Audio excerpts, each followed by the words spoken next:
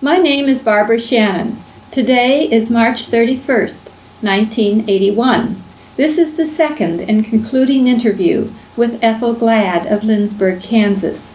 Ethel shared with us in our first interview stories of her childhood in a Swedish community in Kansas City, of her years at Bethany College, where she met her future husband, Carl Happy Glad, and their early married life in mission work in Utah for the Augustana Lutheran Church. 2 children were born in Utah and 2 in Geneva, Illinois, where they lived for 16 years. Ethel, you were in Geneva during the Depression and during World War II. What are some of your recollections of those years? Well, as I think back over those years, they were difficult, but somehow we worked together, and it was an enriching experience for both my husband and me and the congregation. But I was recalling this morning some of the things that amused me about the Depression. I remember so well one day a rattletrap of a car drove up alongside of the parsonage, and there were just children hanging out from everywhere and an old mattress on top of it, and the people were most bedraggled, and they came to see if the church could give them help. Well, we didn't have a fund that we could draw on for people like that, but we did help them in some way. I think my husband took them down and helped them get groceries and so on. But another time, I remember how many hungry men I fed during those Depression years. And one day I was especially almost annoyed because there were so many that came to the back door, and I had just about run out of leftovers. And I wondered why they all happened to come that day. And for some reason or other, I went outside and went out toward the front of the church. The back of the parsonage and the back of the church came together. And I walked out on the sidewalk, and here were chalk marks on the sidewalk with an arrow pointing to our back door. So then I knew why I had fed so many men. So you were the target. That's right. And as far as the war, we had a number of our boys that were enlisted. Our own son was in the service. The war was not over when we left, but he was in the ROTC program. But as far as I can remember, we did not have any casualties, which was quite unusual. Yes, it was. Well, where did you go after Geneva? Well, we've had a most interesting ministry. From this old established congregation in Geneva, we moved to McKeesport, Pennsylvania, an industrial area. And if you think of Pittsburgh and all you've heard about the dirt in Pittsburgh, we had exactly the same situation in McKeesport. That each congregation has its own challenge and its own interest, and this particular congregation had some special needs. But I always think of McKeesport, as I do every congregation, with a great deal of love in my heart. This congregation had the problem of having many who worked in the smelters and in the iron works. Mm-hmm. And of course you know how they strike ever so often. Well, then that would bring financial problems to not only the homes but to the congregation. But in spite of the dirt and in spite of the problems, we loved McKeesport. And they used to tease me about how I enjoyed the dirt. I didn't enjoy the dirt, but I enjoyed the things that the factories brought and the smelters. In the evening, whenever we had visitors from out of town, we took them way up on a high hill and showed them how when the big smokestack poured out the dirt after they had poured the ingots, you could see the ingots or the iron, whatever metal they were melting, standing in a row, and they were glowing red. Then the smoke would pour out through the chimneys. The sky would light up like a beautiful aurora borealis. I never got tired of seeing that, in spite of the fact that I don't think I've ever worked harder keeping a house clean than I did in McKeesport. But they used to tease me. They said that I should make application to the Chamber of Commerce because I could always speak so enthusiastically of McKeesport. So you could find something beautiful in the industrial That's right. McKeesport, even though you came from Kansas and Utah. That's right. That's right. And nobody ever heard of wallpaper cleaner in most places, but I used wallpaper cleaner in McKeesport Yes. 3 times a year on the outside walls. That's how the dirt would gather on the walls. We had a beautiful parsonage. It was supposed to be one of the nicest in the area, but it had some about over 40 windows that had to be washed periodically. Well, what are some other things you'd like to recall? The next parish that you... Before we leave McKeesport, I do want to say that in spite of financial difficulties, the people rallied so beautifully to the leadership of the couple they had with them that we were able to put in a new pipe organ, and it was really a beautiful instrument, and the church was beautiful inside too. Well, from McKeesport, we were called to Brooklyn, Illinois, Brooklyn, New York, excuse me. Bethlehem Lutheran Church in Brooklyn was the mother church of all the other Swedish Lutheran churches in Brooklyn. And it celebrated its 100th anniversary in 1974, and I was able to attend. That church was unique because it was built like the big cathedrals in Sweden. And I just wanted to point out a few things. See how the balcony goes all the way around the church. It had a seating capacity of 1,000, and the pulpit was almost up to the level of the balcony. This statue of Thorvaldsen's Christ, they said, was almost a perfect replica of the one that's in Copenhagen. And here we have the Bible passage, "Come unto me," printed in gold over the altar. And the altar was beautiful, and this church has the very happy recollection of a gift from King Gustav of Sweden, who made a specially embroidered altar cloth for their 85th anniversary, I believe it was. And it's beautifully done. It was the last piece of embroidery work that King Gustav made. It's only used on special occasions. Now, this is an inner city church that is still functioning That's right. today. It's an inner city church within walking distance of the downtown area of Brooklyn. And there were many beautiful big churches around there. There was the big Methodist and Presbyterian and Christian and so forth. And there was the community, when we moved there in 1951, was really quite nice. But then when LaGuardia became mayor of New York, you remember that I believe it was about that time that some of the islands were included as part of the United States. And it didn't take so very long until the Scandinavians and Germans who were living on Pacific Street, where the church was located, began to go out where their children could have more room to play on Long Island. And the folks from the southern islands came in. And I heard once that there were more American Indians living on Pacific Street than there were in some other parts of the United States. Is that right? But we had a ministry there that was really very challenging, but very interesting. There was a schoolhouse that was just a couple of doors from the church, and at that time we were trying to minister to these mostly Spanish-speaking people, and they could not read English, and they spoke English very brokenly.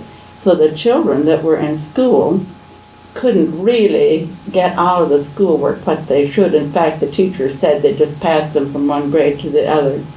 But we tried to have what they called a weekday church school, release time school, I guess you'd call it. And we could not use the material that was published by the church, but the Spanish-speaking people loved to sing, and I taught the children hymns by rote.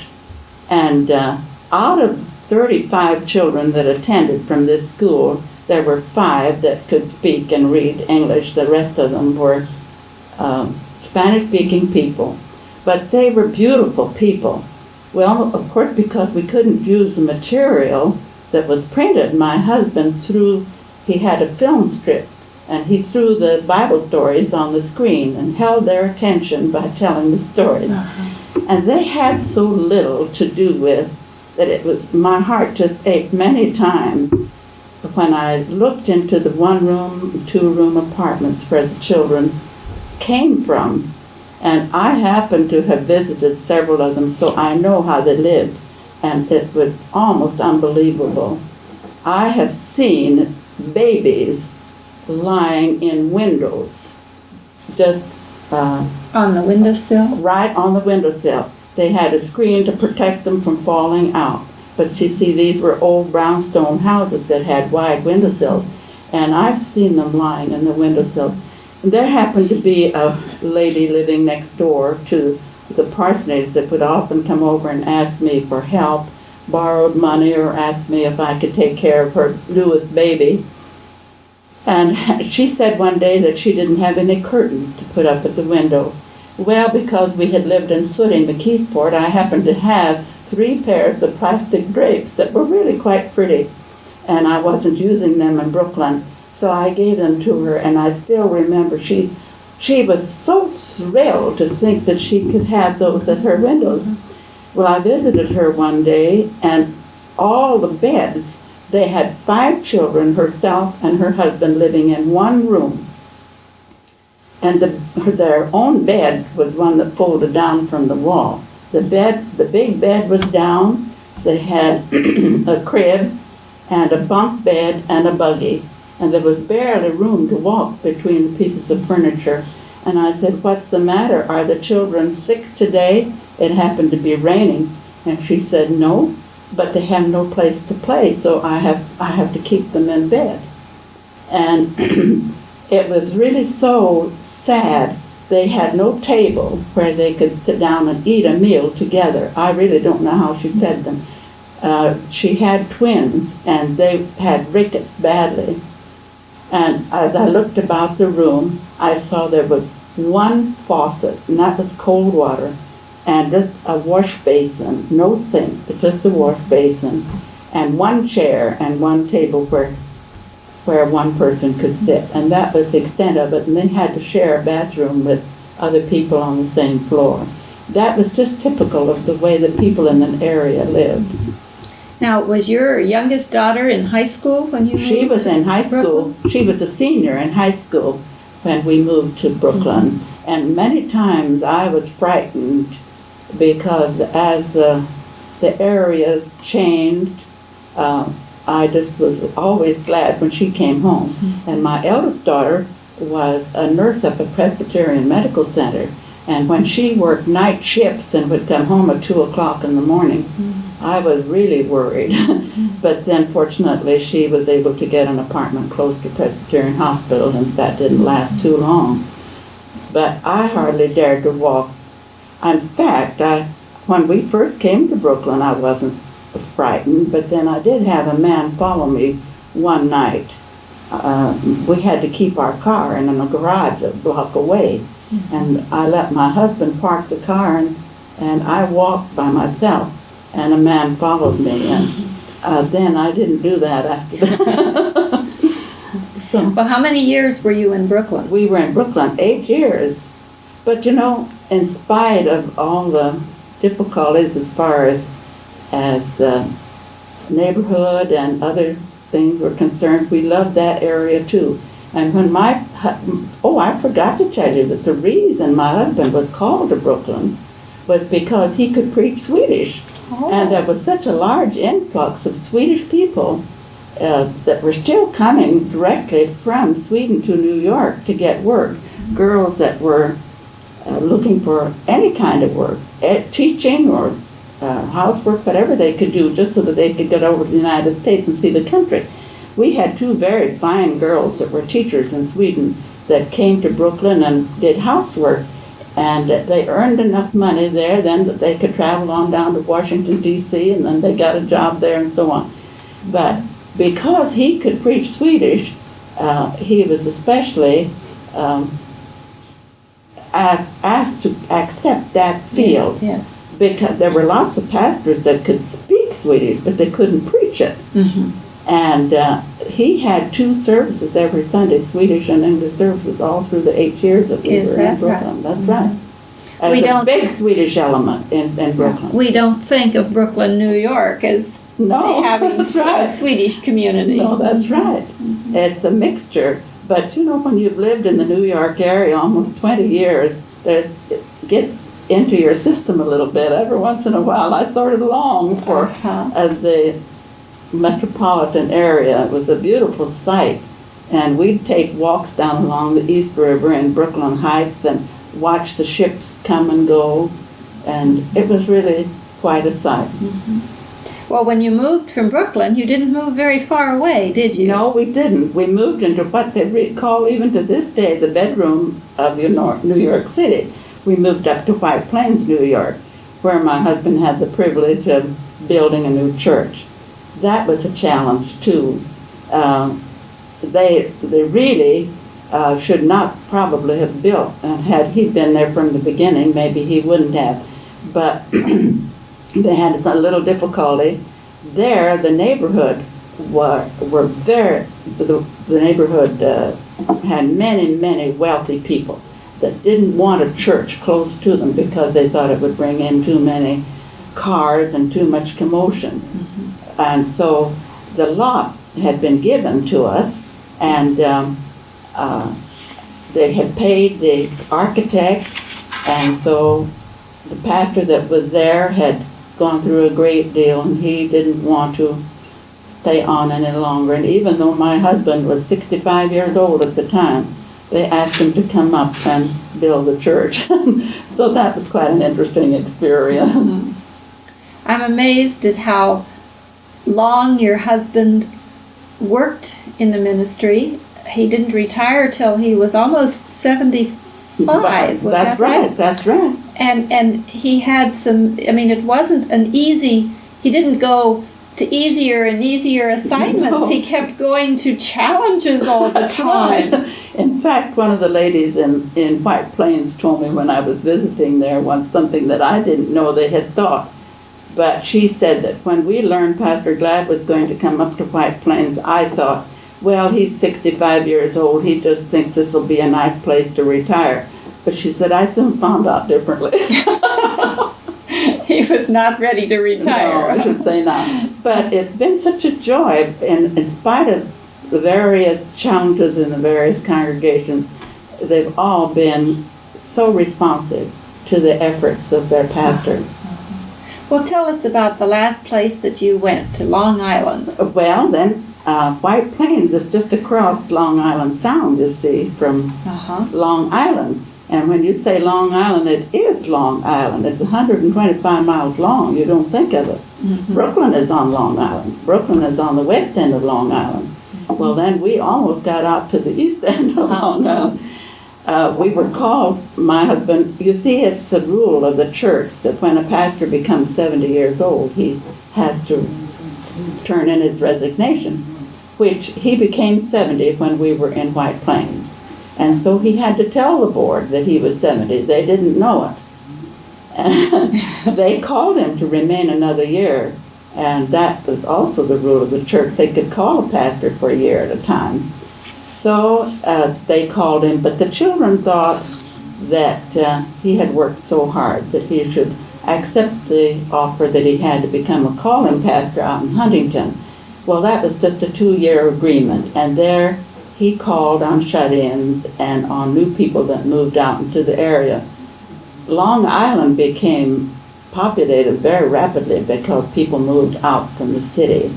And so then when his 2 years was up in Huntington, he was asked to come out and help in a congregation in Brentwood, which is about 20 miles southeast of Huntington. And that was such a rewarding experience. That was a congregation that had just mushroomed. In fact, the town had mushroomed in the period of just a few years. And there had been 2 pastors working there, and then the one pastor decided that he needed to go to school a little more, and he left the whole they left the congregation with 600 children in Sunday school, 500 in the congregation. And they had built an educational building, but they had not been able to finance the church. But then the young man was left alone, and he had just been out of the seminary a year, and he didn't seem to realize how to conserve his time. So he just practically wore himself out. So he asked the conference president if he could have some help. Well, there were not too many that were pastors that were available. And they said, well, get a retired man that you can get him for less salary.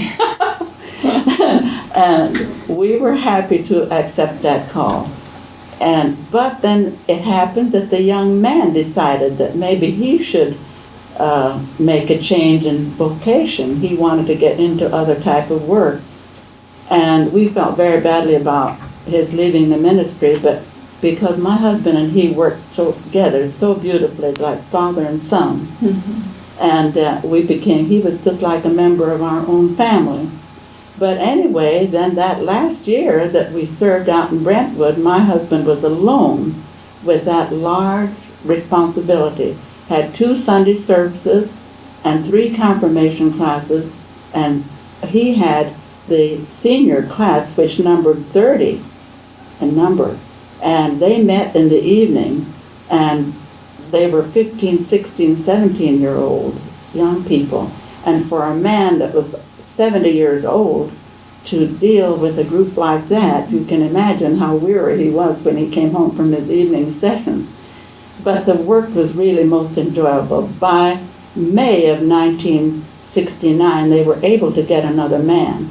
But he asked Pastor Glad if he would stay on and serve through the summer, because he had been calling on a lot of folks, newcomers in the area, and many of them said they were willing to become members. So Happy decided that he would stay on until the fall. He was asked to stay that long. And our last service in Brentwood was on Reformation Sunday, October 1969. And that was such a thrilling experience, because there were over 60 people received into the membership of the church, 30 from the confirmation class, and some over 30 that he had been calling on that became active members in the church. And I still receive the church paper from there, and of course I follow along with the work, and it seems to be going very well. I think we have a picture, don't we, of that day? Oh, that was the last Sunday that we were in Brentwood. That was right after the morning service. We started out with a picture of Ethel when she was 4 years old on her trip to California. That's right. And now we have a picture almost 70 years old. and at retirement time. That's right. Uh-huh. That's right. Well, I'm just amazed at how, after being in the metropolitan area for all those years, how you and your husband decided to retire to Lindsborg, Kansas. Well, that's another little story. As I think I mentioned once before, I have loved Lindsborg since I first set foot in it when I came to college in 1917. And I had always thought that it would be nice to retire in Lindsborg. And my husband said, why do you want to go out there where the wind blows so much all the time? I said, well, first of all, because the college is there. And I had just read an article also that it said for people that want to retire, a college town is an ideal place to do so. And then just count up how many friends you have. And in about 2 minutes, I counted up 25 people that we knew in Lindsborg. And of course, I think he was just teasing because he loved Lindsborg too.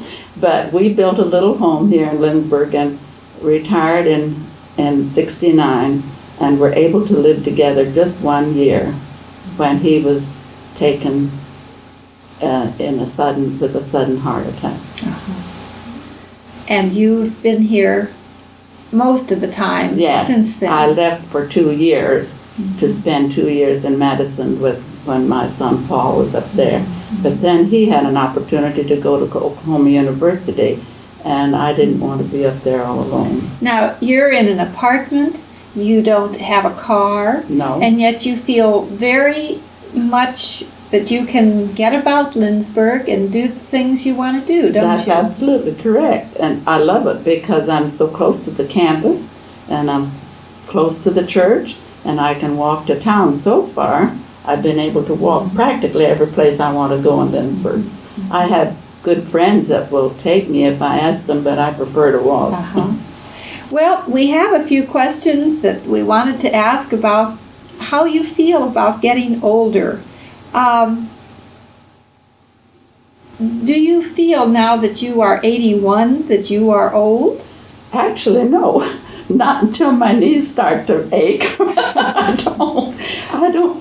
I think that's one of the hardest things I've had to adjust to, that I don't have the physical strength now to do the things that I did even 10 years ago. Mm-hmm. But I don't feel old. But you don't feel like you're old? No, I don't. I really don't. And I love to be with people, and I enjoy all the things that go on the campus as much as it's possible for me to go. Mm-hmm. So it's only when your body slows you down That's that you right. begin to realize there are changes. Right. And there's never, some people say, what do you do with yourself? Why, there are never hours enough in the day to get everything done that I enjoy doing. Uh-huh. Well, that's a wonderful testimony. Well, even though you don't feel old, we know that at 81 you are older. That's right. Are there any advantages, do you think, Ethel, to being 81 rather than 41 or 21? Well, I tell you, you'll laugh at this, but I'm doing something now I've never done in my life before, and that is I eat breakfast with my bathrobe on. You know, in a parsonage, you never know when anybody's going to come to the door. And I always got dressed the minute I got up. But now I have the privilege of just getting up and taking it easy for a little bit in the morning. Yes. Not feeling somebody may pop in on you. No, that's right. That's right.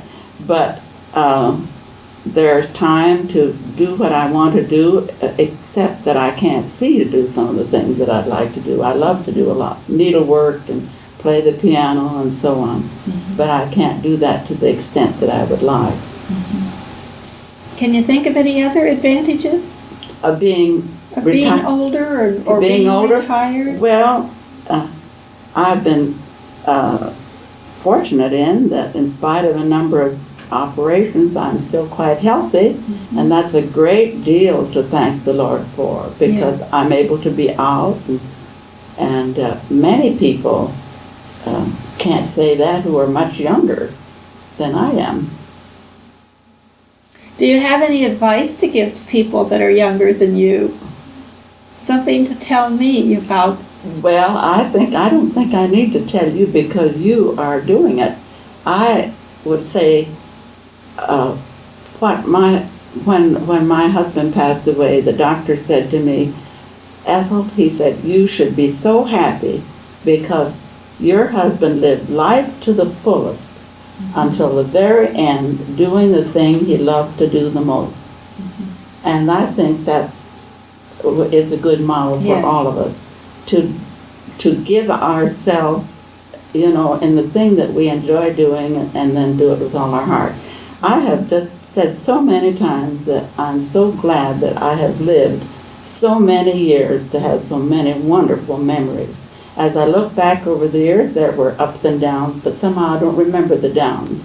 I think of all the wonderful times we've had together, and of course the happiest years were the 45, 46 years that we've spent together and the children were growing up. Mm-hmm. Do you, what do you consider the most important thing that you've learned during your lifetime? I think all of life is a learning lesson. Learn to adjust to various types of people that you deal with and certain circumstances that you have to experience. I just don't know of any one period that I learned more than any other, except that perhaps some of the experiences in Brooklyn were so touching because of the situation there. I forgot to tell you how a little boy that came into our house one time. I just laugh every time I think about it. You know, they lived in such crowded quarters, and he came in to get a card to show that he had been to release time school. And I always kept a stack handy because they would lose them. And he turned and looked into our living room, and with a face that just showed utter astonishment, he said, "Holy cow, what a pretty house."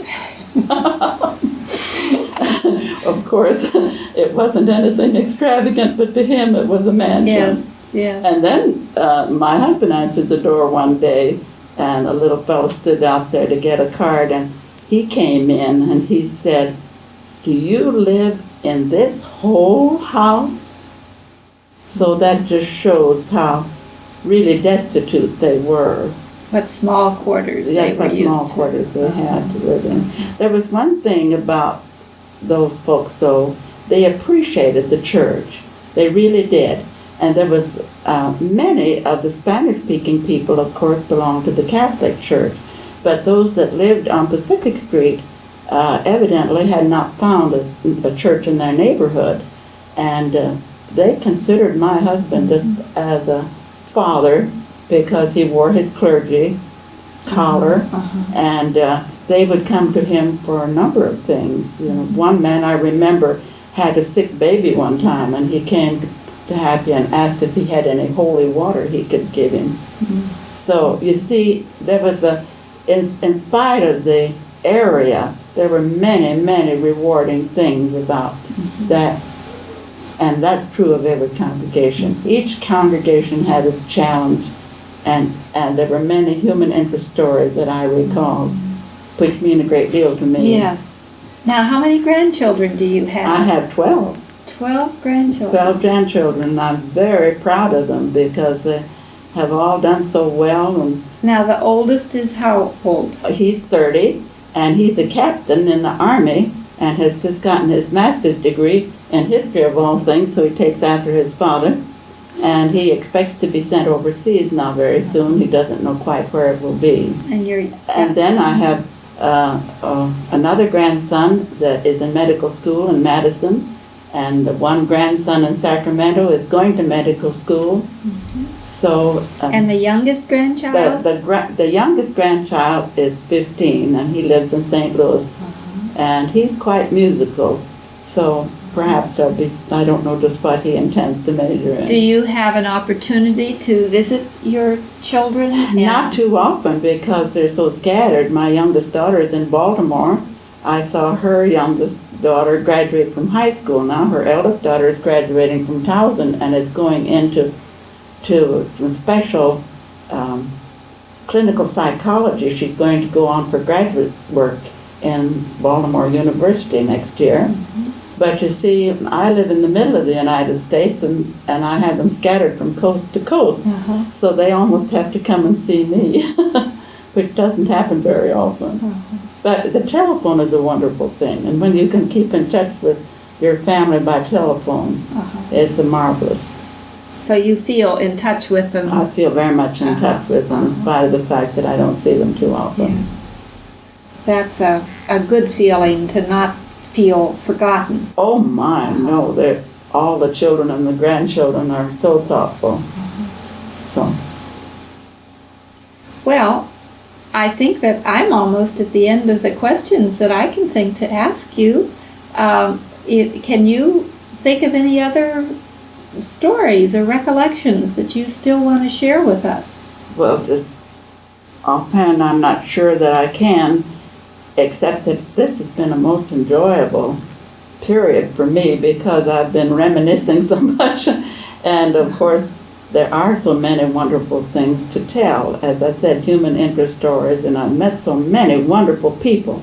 And believe it or not, I keep in touch with someone from several from every congregation we've ever served. Is that right? I still do. Well, that was going to be my last question. What has it been like to go through this experience of reviewing and recalling so much of your past? It's been a joy. It really has been a real joy. In fact, I'm afraid I've talked a little bit too much, but Well, tell us what you were doing this morning. well, this morning I was trying to fill out a questionnaire from Salt Lake City's congregation, for Salt Lake City's congregation. They are celebrating their 100th anniversary next year, and they're compiling a history. And they sent out a questionnaire to be answered. Well, I couldn't answer all I had to say on the questionnaire, so I wrote a 4-page type letter for them to tell about some of the people that are still there and how much they meant to us in the work of the church. Now that congregation numbers almost 1,000, I think, in membership. Mm-hmm. And at the time that we served, there are about 200. Well, it sounds as if your busy schedule includes a lot of letter writing then, doesn't it? That really is true. I don't know if there's anyone else living in our apartment area that sends out as much mail as I do. But that's fun. Yes. I've always enjoyed writing. Mm-hmm. And then you get a lot of mail in return, I suppose. Yes, but mostly phone calls. The children don't have time to write. Well, I believe that this concludes our interview with Ethel Glad, and we have certainly enjoyed the experience and thank her for being with us. Well, it's been a real joy. I really have, I mean that. I've enjoyed being with you, Barbara, getting better acquainted. I've enjoyed being with you, Linda. And thank you for giving me this privilege. I really have enjoyed it. Good.